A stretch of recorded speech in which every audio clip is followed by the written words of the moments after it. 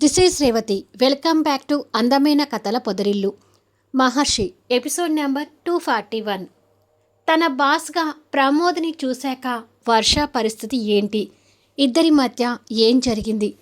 కథలకు వెళ్ళబోయే ముందు దయచేసి వీడియోకి ఒక లైక్ ఇవ్వండి, అలాగే హైప్ ఇచ్చి వీడియోని సపోర్ట్ చేయండి. ఇలాంటి ఇంట్రెస్టింగ్ స్టోరీస్ కోసం మన రెండు ఛానల్స్ని సబ్స్క్రైబ్ చేసుకోండి. మరుసటి రోజు ఉదయం డెవిల్ హాల్లో కూర్చొని తలనొప్పి పుడుతున్న తలను పట్టుకొని, తొక్కలో డ్రెస్ ఏదో తెచ్చాడే అనుకుందాం, ఆ టైంలో నా నిద్ర డిస్టర్బ్ చేస్తూ లేపడం అవసరమా అని ఎదురుగా కూర్చున్న గౌతమ్ని తిడుతూ ఉంటే, గౌతమ్ రెండు చెంపల మీద చేతులు పెట్టుకొని తన తిట్లు బుద్ధిగా వింటూ అమాయకంగా కూర్చొని కనిపిస్తుంటాడు. మహర్షి మాత్రం డైనింగ్ టేబుల్ దగ్గర కూర్చొని డెవిల్ గౌతమ్ని తిడుతున్న తిట్లు ఎంజాయ్ చేస్తూ తాపీగా కాఫీ తాగుతుంటాడు. పాపం, రాత్రి నుంచి నా స్నేహితుణ్ణి తిడుతూనే ఉన్నావు కదే, ఇక వదిలేవే.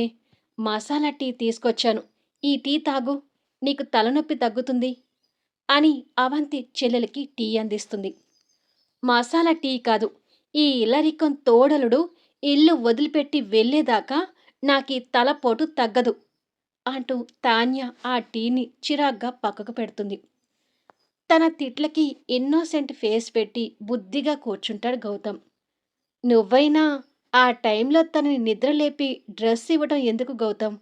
తెల్లారి ఆ డ్రెస్ ఇవ్వచ్చు కదా అంటుంది అవంతి. డ్రెస్ తెచ్చి నేను తనని సంతోషపెడితే నన్ను క్షమిస్తుందనే ఆశతో నిద్ర లేపాను అవంతి. కానీ నా బ్యాడ్ టైం ఇది కూడా రివర్స్ అయింది అని అంటాడు బాధపడుతూ.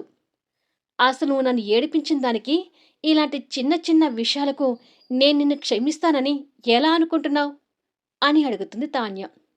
అలా అడుగు తాన్య అంటాడు మహర్షి వాళ్ళ గొడవని ఎంజాయ్ చేస్తూ. అబ్బా, మీరు కలగజేసుకోకండి మహర్షి గారు అంటూ చిరుకోపం ప్రదర్శిస్తుంది అవంతి. అసలు ఈ డెవిల్ వాళ్ళ బావగారిని చూసుకొని ఇలా రెచ్చిపోతుంది అవంతి అంటాడు గౌతమ్ మహర్షి మీద కాస్త కోపంతో. ఏయ్ మై డియర్ ఇల్లరికం తోడలుడా, నా ఇంట్లో ఉండి నన్ను మాటలంటుంటే ఇప్పుడే నిన్ను గెంటేస్తాను, జాగ్రత్త అంటాడు మహర్షి. ఆ పని చేయండి బావగారు, నేను మనశ్శాంతిగా ఉంటాను అంటుంది తాన్య. అమ్మో వద్దులే, నేను మిమ్మల్ని ఏమీ అనను అని గౌతమ్ దెబ్బకి నోరు మూసుకుంటాడు. మా అమ్మవి కాదు, గౌతమ్ని తిట్టడం ఆపేసి ఈ మసాలా టీ తాగవే, తలనొప్పి తగ్గుతుంది అని పక్కకు పెట్టిన టీ మళ్ళీ అందిస్తుంది. సరేలే అక్క, అతన్ని తిట్టి తిట్టి నా తలనొప్పి కూడా ఎక్కువ అవుతుంది అంటూ టీ తాగుతుంటుంది. ఈ డెవిల్ తిట్లు విని నాకు కూడా తలపోటు పుట్టుకొచ్చిందవంతి, నాకు కూడా మసాలా టీ కావాలి అంటాడు గౌతమ్ నుదురు రుద్దుకుంటూ.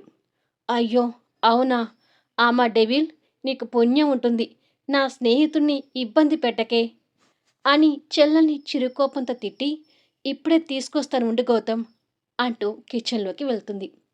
తాన్య అక్క మాటలు ఏమీ లెక్క చేయకుండా ఈడియట్ అని తిట్టుకుంటూనే టీ తాగుతుంటుంది. టీ తాగేటప్పుడైనా కాస్త ప్రశాంతంగా తాగు డెవిల్, అప్పుడే తలనొప్పి తగ్గుతుంది అంటాడు గౌతమ్. నువ్విక్కడ ఉన్నంతకాలం నాకు ఈ తలనొప్పులు, ఈ తిప్పలు తప్పేలాగా లేవు అంటూ టీ తాగటం పూర్తి చేసి పైకి వెళ్ళిపోతుంది. ఈలోపు అవంతి టీ తీసుకొచ్చి గౌతమ్కి అందిస్తూ, అసలు డెవిల్ని నీ దారిలోకి ఎలా తెచ్చుకుంటావు గౌతమ్ అని అడుగుతుంది. ఏమో అవంతి, రోజులు గడిచిపోతున్నాయి, కోర్టు ఓపెన్ చేసే టైం అవుతుంది, ఈ డెవిల్ని మార్చుకోకపోగా ఇంకా నా మీద ద్వేషం కలిగేలాగా చేసుకుంటున్నాను అని అంటాడు బాధపడుతూ. మహర్షి గారు, డెవిల్ మనసు మార్చడానికి మీరైనా ఒక ఐడియా ఇవ్వచ్చు కదా అంటుంది అవంతి. ఇక్కడ ఐడియాలు అమ్మబడును అని నా దగ్గరేమైనా బోర్డు ఉందా అని అడుగుతాడు మహర్షి కాస్త కోపంతో ఇద్దరిని చూస్తూ. ఆయన మనకు సహాయం చేస్తారనుకోవటం మన పొరపాటు అవంతి, మనమే ఏదో ఒక తిప్పలు పడి డెవిల్ మనసు మార్చాలి అంటాడు గౌతమ్. అలా ఉండండి, అనవసరంగా నన్ను సలహాలు అడగకండి అని చెప్పి మహర్షి అక్కడి నుండి వెళ్ళిపోతాడు. దాంతో ఈ ఇద్దరు డీలా పడిపోతారు. శాంతి పూజ చేస్తూ ఉంటే కొత్తగా ఆఫీస్‌కి వెళ్ళబోతున్న వర్ష దేవుడికి దండం పెట్టుకుంటూ ఉంటుంది. కాసేపటికి శాంతి హారతి తీసుకుని తన దగ్గరకొస్తే వర్ష ఆ హారతి తీసుకుని తర్వాత తీర్థప్రసాదాలు తీసుకుని ఇక ఆఫీస్‌కి వెళ్ళొస్తానమ్మా అని అంటుంది నవ్వుతూ. ఫస్ట్ ఇంటర్వ్యూకే ఉద్యోగం వచ్చింది కాబట్టి బుద్ధిగా ఉద్యోగం చేసుకోవే. ఉద్యోగం జారి విడుచుకునే ప్రయత్నాలు చేసుకోకు. మళ్ళీ ఉద్యోగం పోయిందంటే దొరకడం కష్టం అని అంటుంది శాంతి. ఎందుకు దొరకదు? ఆ ఉద్యోగం ఏదో గౌతమ్ దగ్గర చేయొచ్చు కదా! అంటూ దామోదర్ అక్కడికొస్తాడు. నీలాగా ప్రతిదీ వాళ్ళ మీద ఆధారపడటం నాకిష్టం లేదు నాన్నా. ఎవరి సహాయం లేకుండా నాకు నేనుగా నా కాళ్ళ మీద నిలబడాలి అనుకుంటున్నాను. సో, నా జీవితాన్ని నన్ను బతకనివ్వు అని చెప్పి వెళ్ళొస్తానమ్మా అంటూ వెళ్తుంది. ఇప్పటికైనా దానిని చూసి బుద్ధి తెచ్చుకోండి అని శాంతి మొగుడిని తిట్టి అవతలకి వెళ్ళిపోతుంది. ఛ! నా టైం బాగోకపోయేసరికి అందరితో మాటలు పడాల్సొస్తుంది అని దామోదర్ తిట్టుకుంటూ డేవిడ్‌కి ఫోన్ చేస్తుంటాడు. కొద్దిసేపటికి వర్ష ఆఫీసు ముందు ఆటో దిగుతుంది. పైన క్యాబిన్‌లో ఉన్న ప్రమోద్ కిటికీల నుంచి తను ఆటో దిగటం చూసి, "రా వర్ష, నీకోసమే వెయిటింగ్" అని అనుకొని చైర్‌లోకి వచ్చి కూర్చుంటాడు. వర్ష పైకి వచ్చి మేనేజర్‌ని కలుస్తుంది. "సార్ క్యాబిన్ అక్కడ ఉంది. వెళ్ళండి మేడం" అని అతను ప్రమోద్ క్యాబిన్ చూపిస్తాడు. థ్యాంక్ యూ అని చెప్పి వర్ష ఆ క్యాబిన్ డోర్ తీసుకునొచ్చి చైర్లో అటుగా తిరిగి ఉన్న పర్సన్ని చూస్తూ కాస్త టెన్షన్ పడుతూనే గొంతు సవరించుకొని, ఎక్స్‌క్యూజ్ మీ సార్, నేను లోపలికి రావచ్చా అని పర్మిషన్ అడుగుతుంది. అది విని ప్రమోద్ కాస్త పొగరుగా నవ్వుతూ తన వైపు తిరుగుతాడు. అక్కడ ప్రమోద్‌ని చూసి షాక్ అవుతుంటుంది వర్ష పాప. ఆ షాకులోనే ప్రమోద్‌ని కోపంగా చూస్తూ, "నువ్వేంటిక్కడ?" అంటూ గబగబా క్యాబిన్‌లోకి వచ్చేస్తుంది. "హలో! హలో! ఎవరు నీకు పర్మిషన్ ఇచ్చారని ఓ దూసుకొని వస్తున్నావు?" అని అడుగుతాడు ప్రమోద్. దాంతో తన అడుగులు అక్కడికి ఆగిపోయాయి. ప్రమోద్‌ని కంగారుగా చూస్తూ, "అంటే ఈ కంపెనీ చైర్మన్ నువ్వా?" అని వేలు పెట్టి చూపిస్తుంది. నువ్వా అంటూ ఆ వేలు పెట్టి చూపించే విధానాన్ని ప్రమోద్ కోపంగా చూస్తూ తన దగ్గరికొచ్చి ఆ వేలుని చూస్తూ, రెస్పెక్ట్ ఎక్కడా అని అడుగుతాడు. ఏంటి నేనీకిచ్చే తొక్కలో రెస్పెక్ట్? ఈ కంపెనీ చైర్మన్ నువ్వు అని తెలిసి ఉంటే అసలు ఈ ఆఫీస్‌లోకి అడుగు పెట్టకపోయేదాన్ని. నాకీ జాబ్ వద్దు. ఇప్పుడే వెళ్ళిపోతాను అని చెప్పి కోపంగా తిరిగి వెళ్ళబోతుంటే ప్రమోద్ తన చేయి పట్టుకుంటాడు. దాంతో వర్ష కోపంగా వెనక్కి తిరిగి చూసింది. అయినా ప్రమోద్ తన చెయ్యి అలాగే పట్టుకొని ఉన్నాడు. మిస్టర్, నా చెయ్యి వదులు అంటూ విసిరిగా ఆ చెయ్యిని విడిపించుకోవాలని చూస్తుంటే ప్రమోద్ తన చెయ్యి ఇంకా గట్టిగా పట్టుకొని, నీకొకటి అర్థం కావడం లేదనుకుంటా. ఇప్పుడు నువ్వు నా పంజరంలో ఇరుక్కున్న చిలకవి. ఈ పంజరంలో చిక్కుకున్నాక ఎలా వెళ్ళాలి అనుకుంటున్నావు అని అడుగుతాడు. అంటే అని అర్థం కానట్టుగా చూస్తుంది. ఈ జాబ్‌లో జాయిన్ అవుతున్నట్టుగా అగ్రిమెంట్ చేశావు. అగ్రిమెంట్ చేశాక తెల్లారే ఈ జాబ్ వదిలేసి ఎలా వెళ్ళిపోతావు అని అడుగుతాడు కనుబొమ్మలు ఎగరేస్తూ. ఆ మాటలతో తను అగ్రిమెంట్స్ మీద సైన్ చేయటం గుర్తు తెచ్చుకుంటూ కంగారుగా నీళ్లు మింగుతూ చూస్తుంటుంది. ప్రమోద్ తన మొహంలో కనపడుతున్న ఆ ఎక్స్‌ప్రెషన్ చూసి నవ్వుతూ అక్కడున్న టేబుల్ ఎక్కి కూర్చొని, అయినా సరే నీ దగ్గర నేను జాబ్ చేయను అని చెప్పి మొండిగా బయటికి వెళ్ళిపోయావే అనుకో, నీకు ఇంక ఎక్కడ జాబ్ రాకుండా చేయటానికి ఆ ఒక్క అగ్రిమెంట్ చాలు అని అంటాడు. ఆ మాటలకి కోపం తెచ్చుకుంటూ, అంటే నువ్వు నన్ను కావాలని ఇరికించావు కదా అని అడుగుతుంది. అరే! భలే కనిపెట్టావే! ఎంతైనా నీ బ్రెయిన్ షార్ప్ అంటాడు నవ్వు నటిస్తూ.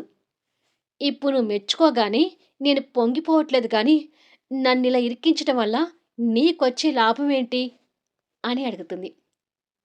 నిన్న నువ్వు నన్ను ఎన్ని తిట్లు తిట్టావు? మరి వాటికి రివెంజ్ తీర్చుకోవాలి కదా! అందుకే ఈ పంజరంలో నేను ఇరికిచ్చాను అని అంటాడు. ఆ మాత్రానికి నాతో ఇలా ఆడుకుంటావా? ఒక ఆడపిల్లని నమ్మించి ఇలా మోసం చేయటం నీకు కరెక్ట్ అనిపిస్తుందా? అని అడుగుతుంది ఏడుపు మొహంతో. హలో! ఏంటా డైలాగ్స్? ఎవరైనా నీ డైలాగ్స్ వింటే నేను నీకేదో కడుపో, కాకరకాయో చేశాననుకుంటారు.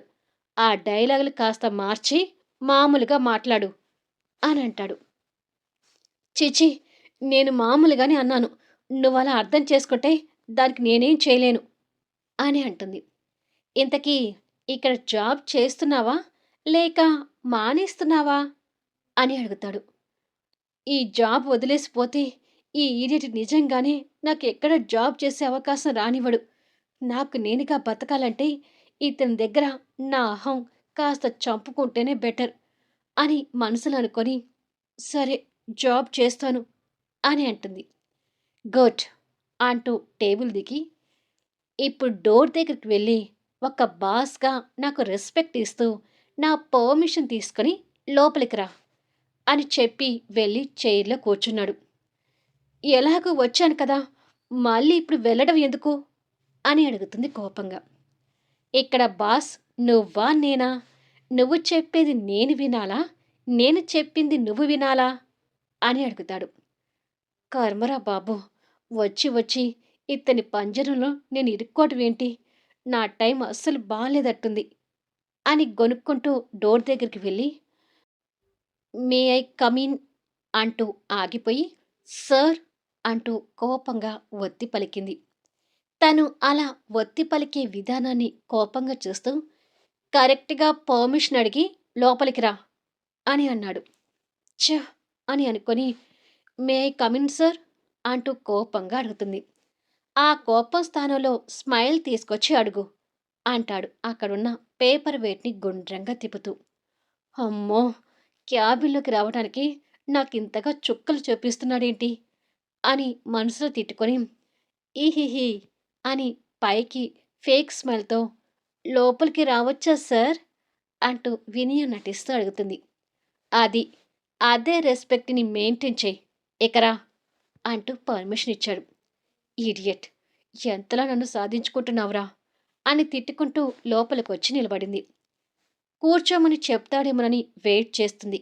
కానీ ప్రమోద్ ఆ మాట అనకుండా కావాలని పేపర్ వెయిట్‌ని అతని కాళ్ళ దగ్గర పడేటట్టుగా కింద పడేశాడు.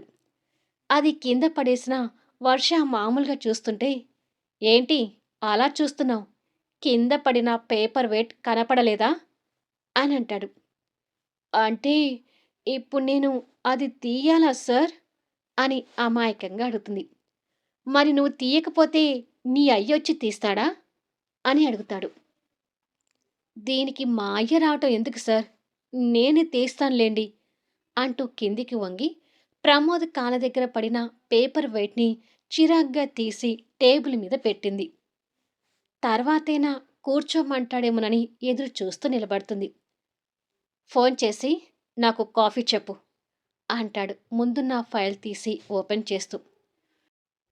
పిఏలు ఆఫీస్ సంబంధించిన వర్క్ చేస్తారు గాని ఇలా కాఫీలు టీలు అని ఫోన్ చేసి చెప్పరేమో సార్ అంటూ కోపంగానే అంటుంది. ఆ మాటకి ముందుకు వంగి తనని కోపంగా చూస్తూ, మిగతా పిఏల గురించి నాకు తెలీదు. నా పిఏ ఎలా ఉండాలో నేనలా వర్క్ చేయించుకుంటాను. So, do what I said అని అంటాడు. ఛ! వెధవ ఏదో పెళ్ళానికి చెప్పినట్టు చెప్తున్నాడు అని మనసులో బండ బూతులు తిట్టుకొని, నా బాస్ ఇతనని తెలిసాక నాకు కూడా తలనొప్పి పట్టుకుందిలే. ఒక కాఫీ తాగితేనే బెటర్ అని అనుకొని ఫోన్ చేసి 2 కాఫీ అని చెప్తుంది. వెయిట్ వెయిట్ 2 కాఫీ ఎవరికి? నేనడిగింది ఒక్క కాఫీనే అని అంటాడు. మళ్ళీ నెక్స్ట్ వీడియోలో కలుద్దాం. అన్ని జంటల మధ్య ఆసక్తికరంగా సాగే కథా వీడియోస్ని మిస్ కాకుండా చూడండి. కథ నచ్చితే దయచేసి లైక్ చేయండి, హైప్ ఇవ్వండి, మీ అమూల్యమైన కామెంట్స్ షేర్ చేయండి. Thank you for listening.